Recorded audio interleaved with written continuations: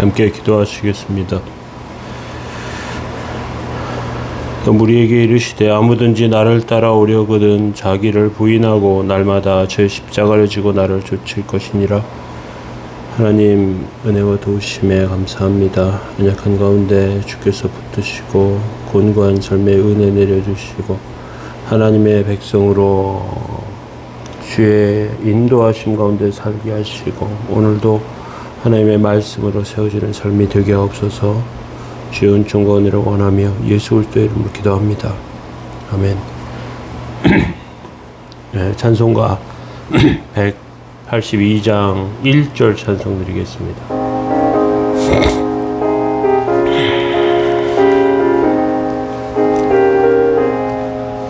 강물같이 흐르는 기쁨 성령 강림함이라. 정결한 맘 영원하도록 주의 거처 되겠네. 주님 주시는 참된 평화가 내 맘속에 넘치네. 주의 말씀에 거센 풍랑도 잠잠하게 되도다. 아멘. 네, 오늘 함께 보실 말씀은 시편 119편 49절에서 64절까지 말씀 보시겠습니다. 주의 종에게 하신 말씀을 기억하소서. 주께서 내게 소망을 가지게 하셨나이다. 이 말씀은 나의 고난 중의 위로라. 주의 말씀이 나를 살리셨기 때문이니이다. 교만한 자들이 나를 심히 조롱하여도 나는 주의 법을 떠나지 아니하였나이다. 여호와여, 주의 옛 규례들을 내가 기억하고 스스로 위로하였나이다. 주의 율법을 버린 악인들로 말미암아 내가 맹렬한 분노에 사로잡혔나이다. 내가 나그네 된 집에서 주의 율례들이 나의 노래가 되었나이다. 여호와여, 내가 밤에 주의 이름을 기억하고 주의 법을 지켰나이다. 내 소유는 이것이니 곧 주의 법도들을 지킨 것이니이다. 여호와는 나의 분깃이시니 나는 주의 말씀을 지키리이다 하였나이다. 내가 전심으로 주께 간구하였사오니 주의 말씀대로 내게 은혜를 베푸소서. 내가 내 행위를 생각하고 주의 증거들을 향하여 내 발길을 돌이키셨사오며 주의 계명들을 지키기에 신속히 하고 지체하지 아니하였나이다. 악인들의 줄이 내게 두루 얽혔을지라도 나는 주의 법을 잊지 아니하였나이다. 내가 주의 의로운 규례들로 말미암아 밤중에 일어나 주께 감사하리이다. 나는 주를 경외하는 모든 자들과 주의 법도들을 지키는 자들의 친구라. 여호와여, 주의 인자하심이 땅에 충만하였사오니 주의 율례들로 나를 가르치소서. 아멘. 예, 오늘 시편 119편 9번째 말씀 나누도록 하겠습니다. 오늘 시편 기자는 하나님 말씀을 들을 때를 회상하면서 그때 하나님께서 자기에게 무엇을 주셨는지 이렇게 말합니다. 49절에 보면 주의 종에게 하신 말씀을 기억하소서. 주께서 내게 소망을 가지게 하셨나이다. 하나님의 말씀을 들을 때 듣기 전에 우리에게 소망이 없었습니다. 희망이 없었습니다. 살아갈 길이 보이지 않았습니다. 그런데 다른 사람들은 자기 길을 잘 찾는 것 같은데 우리는 그런 것 보이지 않는 답답함 가운데 살았습니다. 그러다가 말씀을 듣게 되었죠.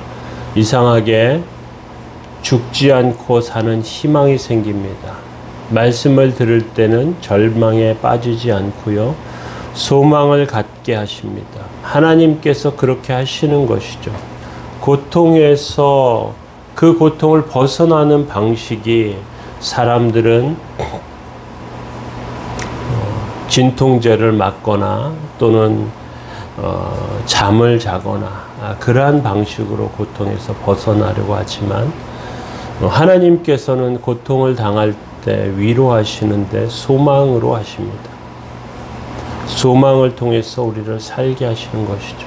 계속해서 50절에 이 말씀은 나의 고난 중의 위로라. 주의 말씀이 나를 살리셨기 때문이니이다. 고통 중에 있었어요.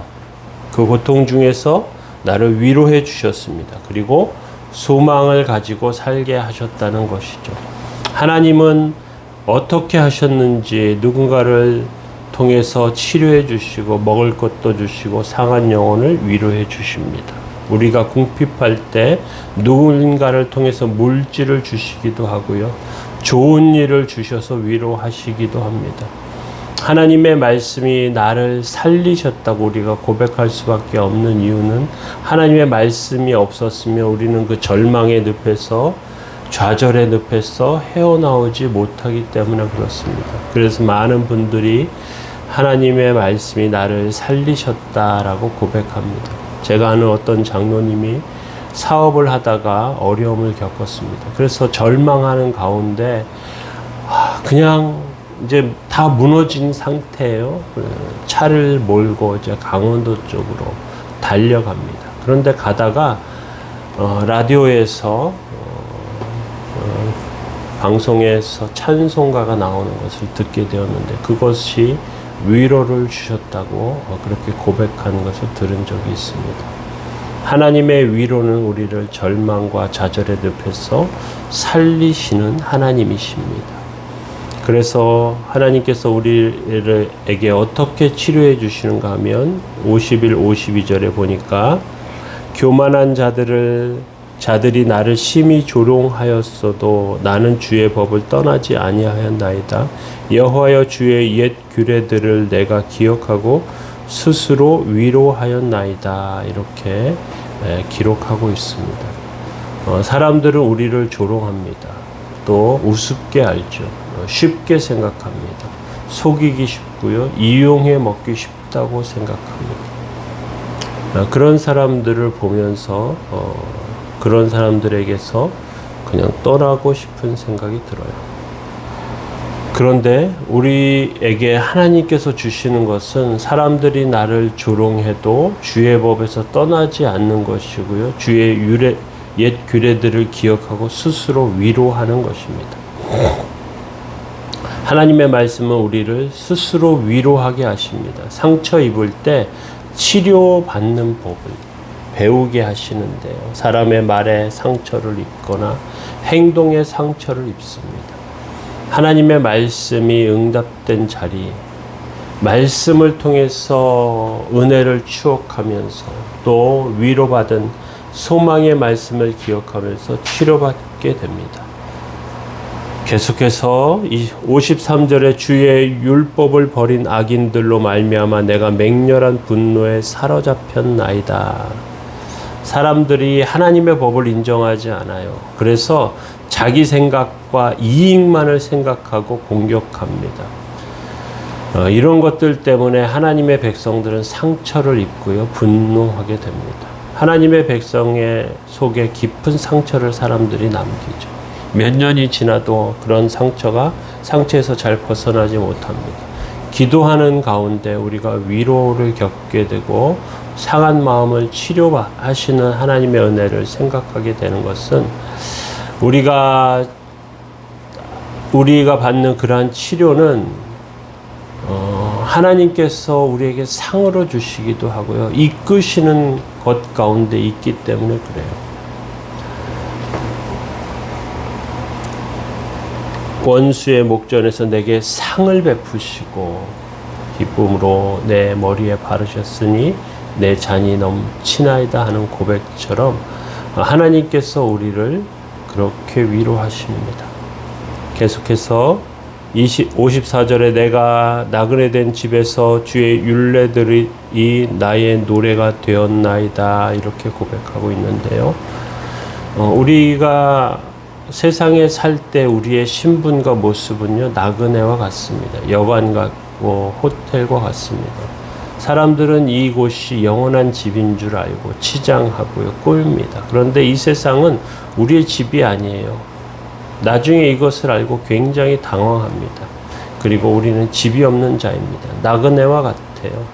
그래서 나그네의 집에서 노래합니다. 영원한 하나님의 집을 노래하는 것이죠. 지금 우리가 사는 집은 영원한 집이 아니에요.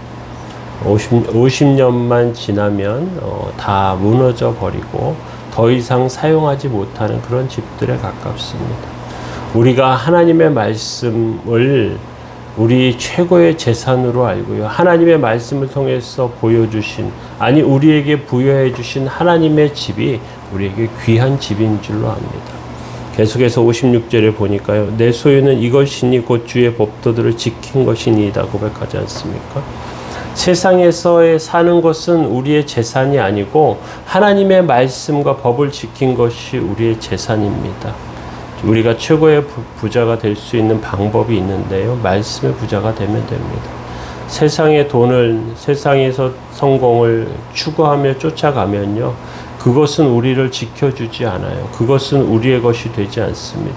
우리는 그런 부자로 만들어 주시지 않습니다. 왜냐하면 하나님의 말씀이 없는 자, 하나님의 그런 말씀을 가지고 그 뜻대로 행하는 자 가장 귀한 자입니다. 이것들이 먼저 기억되고 생각되어야 합니다.